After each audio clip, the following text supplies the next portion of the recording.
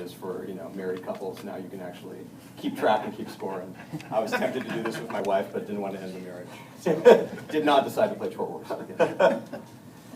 But this is an interesting example of a kind of how I would by looking at the people who you're playing a game with and responding how they are interacting in the game environment.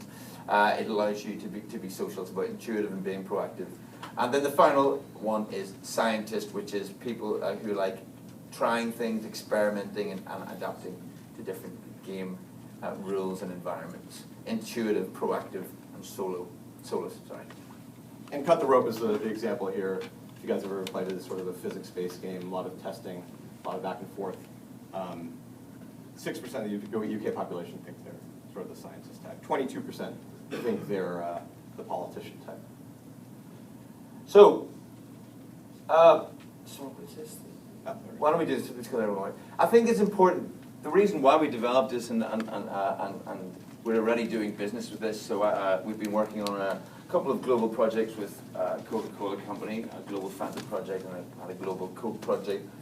And this is very, very important when you take big multinational companies to how they would think about getting into this space. They have a constituencies of customers all around the world, and people vary from place to place. And for example, an interesting insight which came out from the work we've done with Fanta, for example, if you look at all the consumer studies around the world that we've applied to this map, the one thing we can say about Fanta drinkers around the world, we're not giving any proprietary data away here, is that kids actually aren't into playing. They're not soloists or bathing apes. Far from it. They're not into a kind of that kind of gameplay. Yet there's so many games that are developed for that category. And actually, if you think about it, a brand marketer thinks about implementing a game mechanic for kids. What are they going to do? They're going to go to the games industry and they're going to look at what's successful. They might go, it's Angry Birds. They might go, it's Cut the Rope.